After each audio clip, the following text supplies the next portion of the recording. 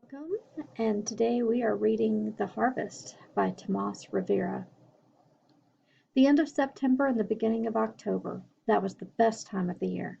First, because it was a sign that the work was coming to an end and that the return to Texas would start. Also, because there was something in the air that the folks created, an aura of peace and death. The earth also shared that feeling.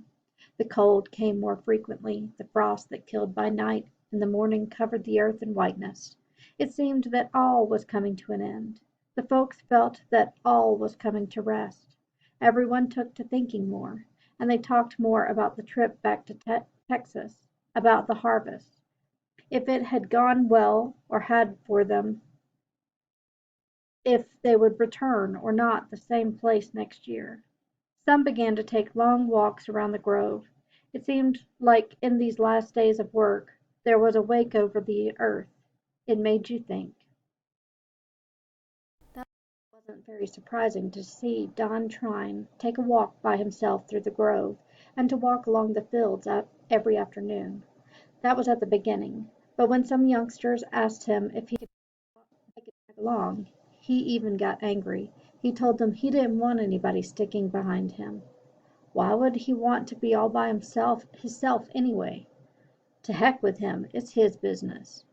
But you notice it never fails, every time. Why? Sometimes I don't even think he eats supper. He takes his walk. Don't you think that's a bit strange? Well, I reckon. But you saw how he got real mad when we told him we'd go along with him. It wasn't anything to make a fuss over.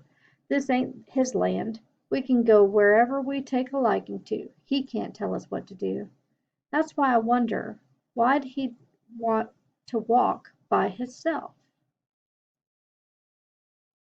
And that's how all the rumors about Don Trine's walks got started. The folks couldn't figure out why or what he got of taking off by himself every afternoon.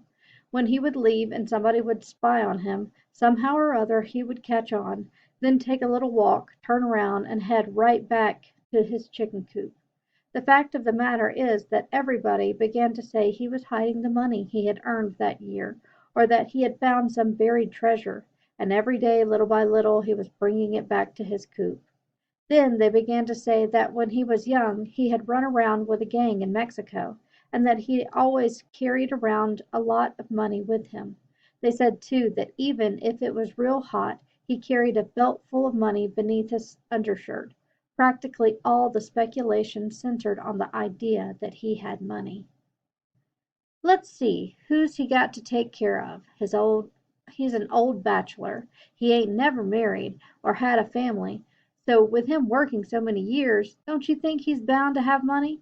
And then, what's that man spend his money on? The only thing he buys is his bit of food every Saturday, once in a while a beer, but that's all. Yeah, he's got to have a pile of money for sure. But you think he's going to bury it around here? Who said he's burying anything? Look, he always goes for his food on Saturday. Let's check close where he goes this week, and on Saturday, when he's on his errand, we'll see what he's hiding. What do you say? Good enough? Let's hope he doesn't catch on to us. That the youngsters closely watched Don Trine's walks. They noticed that he would disappear into the grove, then come out on the north side, cross the road, then cross the field until he got to the irrigation ditch. There he dropped from sight for a while. Then he reappeared in the west field. It was there where he would disappear and linger the most. They noticed also that, so as to throw people off his track, he would take a different route, but he always spent more time around the ditch that crossed the west field. They decided to investigate the ditch and that field the following Saturday. When that day arrived, the boys were filled with anticipation. The truck had scarcely left, and they were on their way to the west field. The truck had not yet disappeared, and they had already crossed the grove. What they found they almost expected. There was nothing in the ditch, but in the field that had been harrowed after pulling the potatoes, they found a number of holes. You notice all the holes out there here? The harrow didn't make these. Look, here's some footprints, and notice that the holes are at least a foot deep. You can stick your arm in them up to your elbow.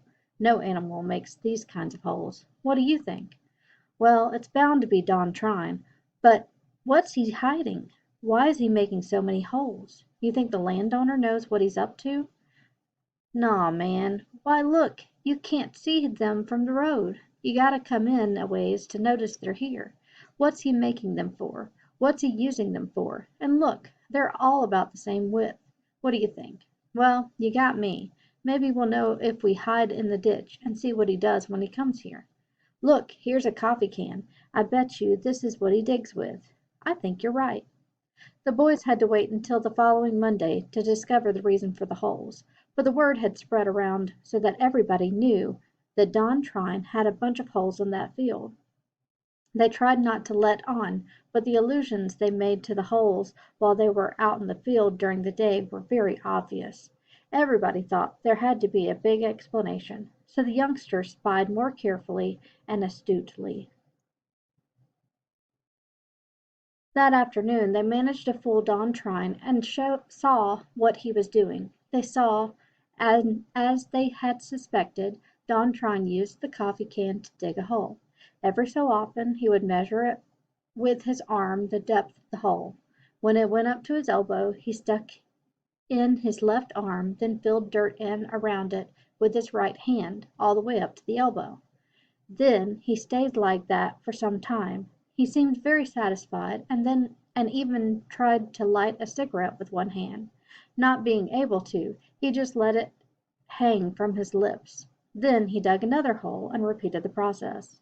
The boys could not understand why he did this. That was what puzzled them the most. They had believed that with finding out what it was he did, they would understand everything, but it didn't turn out that way at all. The boys brought the news to the rest of the folks in the grove, and nobody there understood either. In reality, when they found out that the holes didn't have anything to do with money, they thought Don Trine was crazy, and even lost interest in the whole matter. But not everybody. The next day one of the boys who discovered what Don Trine had been up to went by himself to the field. There he went through the same procedure that he had witnessed the day before. What he experienced, and what he never forgot, was feeling the earth move, feeling the earth grasp his fingers, and even caressing them. He also felt the warmth of the earth. He sensed he was inside someone. Then he understood what Don Trine was doing. He was not crazy. He simply liked the feel of the earth when it was sleeping. That's why the boy kept going to the field every afternoon until one night a hard freeze came on, so that he could no longer dig any holes in the ground. The earth was fast asleep. Then he thought of the next year in October at harvest time, when once again he could repeat what Don Trine did. It was like when someone died. You always blamed yourself for not loving him more before he died. And that's all for this reading. See you next time.